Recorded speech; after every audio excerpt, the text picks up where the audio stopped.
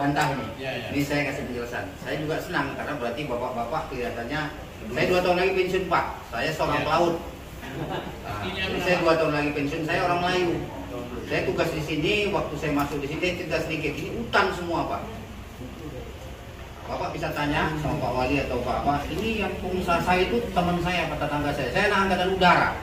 Jadi ini yang investornya adalah orang Jepang. Ngasih uang ke orang kita, dikelola kemari karena ada informasi dari saya. Di Hinterland banyak sawit cangkang. Dia pemain cangkang di Pekanbaru. Saya ajak kemari. Ini anak angkatan udara Pak. Dan di internal mereka ini dengan Jepang ada persoalan sehingga macet. Itu dia persoalannya. Jadi saya kalau dibilang saya nggak maju, Bapak boleh tanya sebelum saya. Apa yang terjadi Pak? Nggak ada Pak. Bukan saya bangga Pak, yang membentuk di sini TKBM itu saya orangnya Pak, sama Pak Andi orang sini. Sekarang dicalang jadi KSOP. Organda yang bentuk saya di pelabuhan. Buruh yang bentuk saya Pak. Setelah konflik baru inilah Pak ada ekspor ke Jepang. Jadi perlu Bapak ketahui kenapa tidak maunya pengusaha kemarin. Ini saya kasih tahu Pak. Dangkal Pak di alur. Pengusaha itu nggak mau masuk, kenapa? Karena kapalnya kecil Pak, profitnya kecil. Kalau masalah fasilitas, pernah saya buktikan pakai tongkang. Tongkang itu drapnya itu paling tinggi 3 meter. Itu 75 ton saya pernah masukkan kompresor ke sini tanpa hadir saya di sini. Saya hanya komando dari Medan.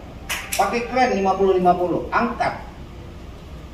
Ini Bapak boleh tanya ini itu ada pengeboran di dalam, di Julok. Itu semua lewat sini. Nggak ada Pak. Kalau masalah keren Bapak butuh berapa ton sekarang? Saya bisa kerahkan dari Belawan. Tapi kalau keren ditaruh di sini Pak, biaya personalnya siapa yang nanggung Pak? Saya siap. Kemarin buktinya itu pengeboran ini itu bisa saya bongkar semua barang-barang kompresor semua lewat sini. Hidup. Itu musiman Pak. Iya, kalau musiman. Maksudnya kalau alat kita standby di sini. Kalau mau kita anu kan rugi Pak. Kalau Pelindo dia nggak akan mungkin dia karena itu biaya alat ditaruh di sini dia Pak, dirawat terus Pak. Itu ada per jamnya berapa utilisasinya dia. Dia harus produksi. Kalau nggak produksi kami pakai ke sana. Kalau perlu kami bawa. Besok datang hari ini kita hadirkan. Atau dia mau ambil alat sendiri silahkan. Dia bayar seri ke kami. Ambur apa? Ambur master Pak, keren. Keren. Ada. Kita semua ada alat kita di Medan banyak. Lok Sumawe sendiri pun disupport dari Belawan. Apabila dia membutuhkan gitu. Jadi kami akan standbykan armada sesuai dengan kebutuhannya. Karena kami tidak menggunakan APBN, gaji kami adalah dari pendapatan kami sendiri. Kalau pakai APBN saya bisa senang-senang, nggak kerja saya dapat segitu, kerja pun saya dapat segitu. Tapi kalau di kami nggak Pak. Saya tunjangan kinerja saya di sini juga kecil, karena nggak ada kegiatan. Tapi kalau ada kegiatan, makin naik ya, gitu loh. Kenapa di sini nggak masuk kapal? Ya karena dangkal Pak di alur. Tanggung jawab kapan? Itu dari SUK Pak, dari pemerintah. Karena semenjak keluar undang-undang pelayaran, labo di luar atau parkir di luar, itu adalah tanggung jawabnya pemerintah. Dulu kami Pak. Pemerintah pusat apa daerah? Pusat Pak. Nah, itu kami sudah beberapa kali rapat, ada persoalan yang ada di alur. Kemarin sebulan yang lalu saya diajak rapat ke kantor gubernur di Aceh, di Bapeda. Saya jelaskan bahwasanya kalau itu mau dikeruk, ini pendapat kami Pak, pengalaman kami, itu direlokasi Pusung, manusianya jangan ada lagi ada kegiatan karena abrasi dia. Kalau abrasi kapal itu kandas, kapal itu nggak bisa bergerak, rugi Pak. Kapal itu dolar, kalau bendera asing Pak, itu charter. Kalau bendera Indonesia rupiah. Jadi nggak mungkin di sini ini 10 meter persegi, 10 ton kekuatan dermaga kita. Saya bongkar itu semua di Julok itu, di Julok semua itu bahan-bahan dia untuk ngebor itu semua dipasok dari sini kok. Yang awalnya tadi dari Belawan, mula-mula mereka malah dari Lok Sumawe. Saya bilang mari kita hitung-hitungan, lebih murah lewat sini atau lewat sana. Pelindo pada dasarnya tidak rugi. Maaf Pak ya. Pelindo tidak akan rugi. Rugi maksudnya begini loh Pak. Lewat manapun Pelindo, tapi pengusaha bisa kita untungkan dengan kita kasih penjelasan. Kamu lewat Langsa, pakai tongkang, bawa alat beratmu, berapa kamu lewat sana, transportasinya berapa jam, berapa biayanya, coba kamu lewat sini. Mereka lewat sini semua. Cuman kendalanya kan saya bilang tadi, alur dangkal. Pak, saya waktu di Medan pertemuan dengan Dilu, dia katakan sama Dilu, jangan jadikan Aceh sebagai sapi perahan. Tidak Pak. Saya malah disuruh bilang di sini unggulannya banyak, cuman karena dangkal aja Pak. Kalau pengusaha Bapak nggak usah takut. Kalau Anda ini yang kontainer yang 200 kontainer aja sudah cukup Pak masuk di sini. Bisa kita bongkar. Di sini kan ke laut lepas cuma 10 kilo, 5 meter. Ke kota juga 10 kilo. Cuman masalahnya dangkal, itu aja. Dan jangan ada, kemarin waktu rapat saya di kantor gubernur, saya kasih masukan, jangan itu ada kegiatan karena abrasi nanti dia. Kemarin kan sudah pernah direlokasi, tapi masih ada penghuninya di situ. Kita kasih masukan kalau mau dikeruk, itu keruk itu lebih kurang sebulan Pak. Nggak lama itu sebulan. Kami sudah hitung-hitung kemarin kalau kedalaman 9 meter itu sekitar 67 miliar di internal kami pada saat itu sama direktur teknik. Di Kementerian Perhubungan kami sudah ungkapkan itu sama Pak Kepala Dinas Perhubungan sudah hadir juga di sana. Kalau kami, tapi karena undang-undang pelayaran mengisyaratkan itu adalah tanggung jawabnya pemerintah, setelah di-handle itu, ya itu punya pemerintah, bukan wilayah kami. Itu loh. Itu satu, mengenai alat tadi sudah saya jawab ya. Di sini bisa, tapi pakai tongkang, bukan nggak bisa, semua bisa. Alat kita bisa hadirkan. Kapan dia perlu, kapan, tapi itu tadi operasionalnya kalau kita hadirkan di sini standby itu alat rugi. Gitu. Kita parkirkan itu di mana alat yang utilisasinya gede, operasinya gede. Kalau di sini kita dia ada kegiatan kita over kemarin. Itu satu jawaban. Kedua masalah RT/RW. RT/RW itu sudah ada Pak di namanya RIP, Rencana Induk Pelabuhan.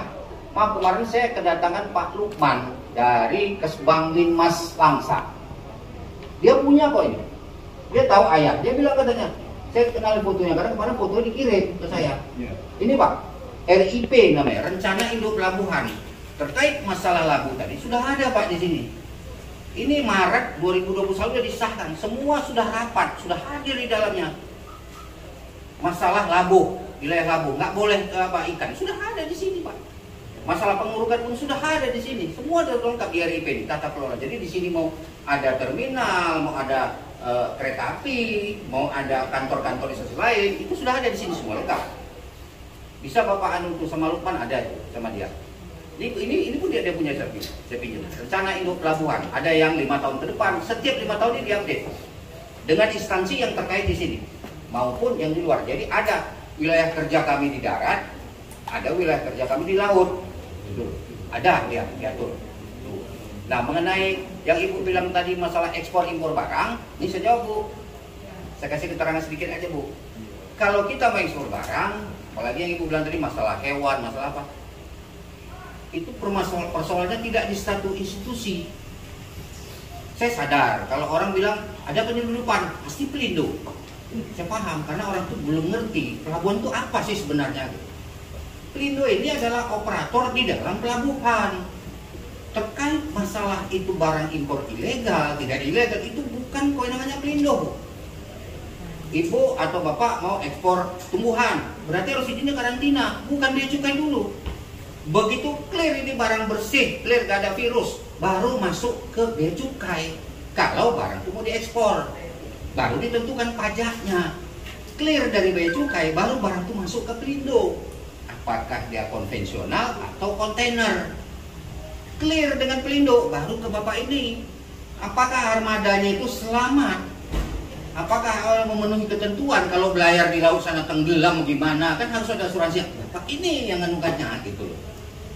Jadi nggak satu pemikiran dia. Pelabuhan memang menanggung beban dia. Begitu dibilang Pelindo, oh, Pelindo ini pasti bukan gitu. Kita itu adalah operator, regulator. Ya Bapak ini regulasi tentang pelabuhan dan pelayaran. Bapak ini yang pegang. Bapak ini otoritas karena dia KSOP, Kantor Kesabaran dan Otoritas Pelabuhan. Tidak tunduk, Bapak ini langsung vertikal ke menteri. Kalau kita juga ke vertikal. Sedikit Pak ya. Saya pernah ke Pelindo Makassar. Dulu pelabuhan di bawah Pelindo Makassar semua sudah menjadi pelabuhan kontainer. Aceh Bapak jadi pelabuhan kontainer. Oke Pak, udah terima.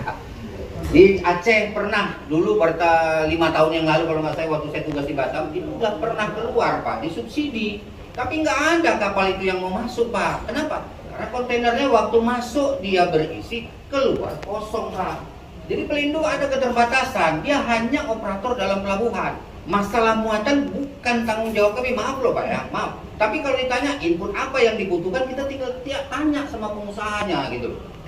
Dengan adanya kanon ini saya berharap kali ini bisa mencegah barang-barang Aceh ini kan ya nggak usah banyak lah, 5% tahun ini, tahun besok 5%, 10%, mau nggak mau pengusaha itu pasti bisa dan harus bisa. Tapi dengan catatan fasilitas di sini kita siapkan, payung hukum disiapkan semua, bea cukainya mendukung, ini belum, nggak bisa Pelindo aja Pak, kayak tangan ini nanti dia, cuman satu aja Pelindo mungkin di tengah, yang ini, yuk. Kalau Bapak mau dukung sekalian semua, Pemda ikut dukung, ayo kita sama-sama. Bea cukainya dukung, hasil dari PTPN-nya pun dukung, semua dukung, nggak boleh, harus lewat sini. Karena Pelindo pada dasarnya uang itu masuk ke negara juga Pak. Tetap kami senang, karena lewat Belawan Pelindo, Keren Geger Pelindo, Malhayati Pelindo, apa salahnya sini? Gitu. Saya kan bagian Pelindo juga. Cabangnya nggak begitu lagi. Gimana Pak? Cabang nggak begitu lagi. Cabang mana Pak? Cabang. DPKS Cabang. Oh Sabang sudah diserahkan Pak, tapi kan sekarang kan enggak. Ya maaf aja Bapak lihat, karena kami juga udah punya kajian Pak. Kalau hinterlandnya kurang Pak, kegiatannya masih kurang. Karena pelabuhan ini pintu gerbang perekonomian. Tolak ukur ada inflasi itu dari pelabuhan, mana yang kita beli dari luar, mana yang kita kirim keluar. Harusnya lebih banyak kirim keluar, maka uang kita makin banyak. Nah di sini produk kan banyak, yang kita makan ini semua kan barang dari luar. Kenapa nggak masuk dari sini? Jangan tanya saya, karena bukan wilayah saya. Tapi saya bisa melihat barang-barang itu harusnya masih di sini. Berarti kalau kita di Aceh, hari ini musim apa? Oh ini mau Lebaran Haji, musim megang. Kenapa nggak dimasukkan lembu lewat sini? Siapa yang berkaitan lembu? Karantina lewat, ya dia lah, punya tanggung jawab. Siapa yang impor? Orang dinas perikanan apa lah, peternakan lah, minta izin sama Jakarta. Berapa kebutuhan? Ya selama ini masuk dari Belawan. Kalau saya berpikir ekstrim, tetap Pelindo juga.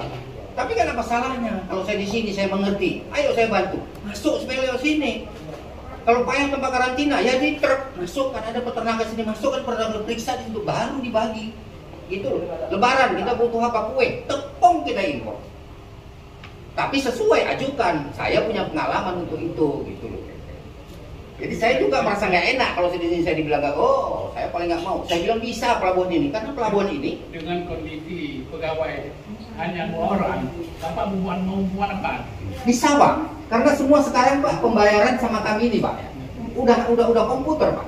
Mereka dari rumah bisa pesan pelayanan Pak, pelayanan kapal. Di sini kita nggak perlu banyak-banyak, paling pandu aja Pak sini. Pelindo Aceh hari ini menerapkan strategi dagang lawan. Gini Pak, kalau masalah nanti tenaganya pada Pak, kalau dia rutin Pak, kita tetapkan anggotanya di sini. Tapi kalau nggak rutin, kita pinjam atau bond. Dari mana? Dari Belawan. Kalau mau pandu, kita panggil pandu Pak. Kapal kan nggak tiap hari masuk Pak. Cuma berapa jam Medan sini sama Banda Aceh atau Langsa sini? Kita 4 jam panggil pandunya. Kalau takutnya panggil. Nanti kita apa adanya yang ada di pelabuhan Perlengkap kita menjadi catatan bagi negara ini, menjadi catatan yang ditulis apa adanya. Kita tidak mau berlebihan, tulis apa adanya. Baik pegawai, baik fasilitas, baik yang lain. Kami tidak dengar apa tenda Pak.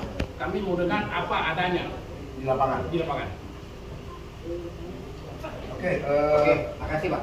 terima kasih Pak masukannya dari kepada kami. Artinya di sini kami hanya bisa mencatat kira-kira apa yang ada di pelabuhan ini, mungkin juga alat-alat pendukung.